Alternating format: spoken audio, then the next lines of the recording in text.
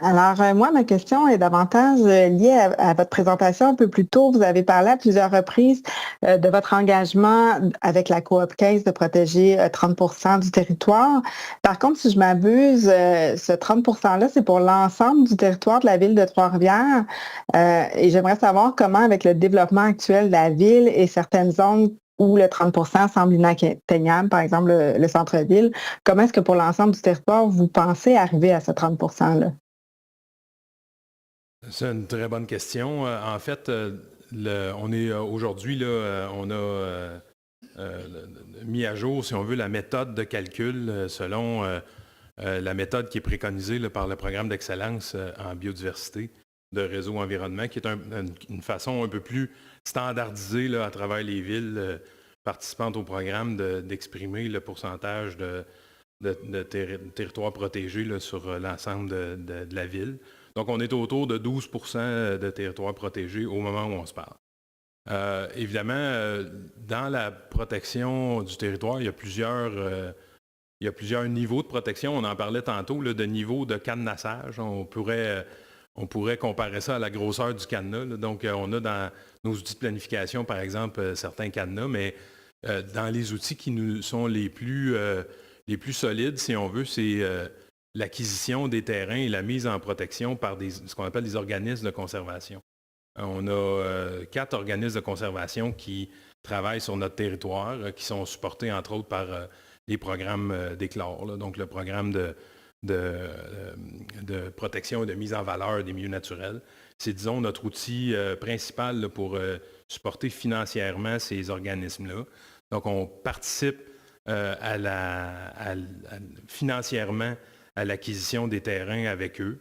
Donc, soit autour de 30 à 40 pour des milieux écologiques importants en collaboration avec d'autres bailleurs de fonds au Québec, ou ça peut aller même jusqu'à 100 de la valeur de l'acquisition dans le cas d'un boisé d'intérêt social. Donc, un milieu qui n'a pas une si grande valeur écologique que ça, mais qui fait l'objet d'une appropriation par la population.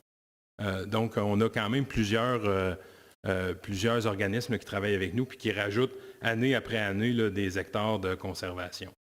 Il y a plusieurs gros projets qui s'en viennent. Évidemment, je ne peux pas vous les nommer aujourd'hui parce qu'il y a un aspect spéculatif à tout ça, mais je vous dirais que nos organismes de conservation sont des partenaires prioritaires dans l'atteinte là, de cette cible-là. Dans les prochains mois, les prochaines années, assurément, on va continuer les efforts, puis on va avoir des bons résultats à annoncer. Là. Ces genres de projets de conservation-là se font sur plusieurs mois, voire sur plusieurs années, là, parce que c'est quand même assez long. La question de la négociation avec les propriétaires, la question de l'évaluation de la valeur, s'entendre sur une valeur, obtenir le financement. Donc, il y a beaucoup d'étapes qui sont quand même assez longues. Fait que ça, c'est, je dirais, là, notre plus gros outil là, pour atteindre le 30 Un autre outil qui n'est pas négligeable, c'est tout le travail qu'on fait avec les promoteurs immobiliers. Depuis une quinzaine d'années, là, les développeurs de la ville de Trois-Rivières et la ville, on s'est positionné là, en partenaire avec le ministère de l'Environnement notamment, qui a fait aussi des efforts là, pour s'intégrer, si on veut, dans ce petit écosystème-là. Ça fait en sorte qu'il y a beaucoup de projets de développement où les promoteurs cèdent à titre gratuit pour la valeur nominale, en fait, là, des terrains de bonne valeur écologique qui, après ça, deviennent un peu des milieux protégés de proximité. Là.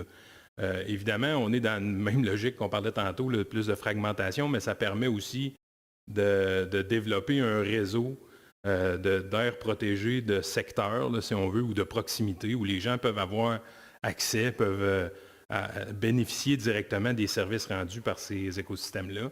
Puis si dans notre plan avec le promoteur immobilier, bien, on s'est assuré de garder une certaine connectivité, bien, on réduit un petit peu l'effet de bordure, on permet à la faune et à la flore de migrer, de se déplacer ou de vivre. Là. Donc, je dirais là, que c'est nos deux stratégies les plus intéressantes. Puis évidemment, la troisième serait le fait que la ville, on est toujours à l'écoute des opportunités. Donc, ça arrive que des gens, par exemple des successions, des gens qui sentent le besoin de laisser quelque chose aux générations futures nous approchent pour faire des projets de conservation. C'est déjà arrivé dans le passé, puis ça va continuer d'arriver. Donc, la Ville, on est à l'écoute de ça, puis on est à l'écoute de ces différentes opportunités-là. C'est, je dirais, les 3 principales stratégies là, qui vont nous permettre...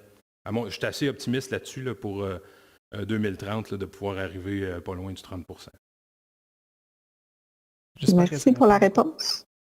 Parfait. Donc, merci, Mme Durand-Lot, pour votre question.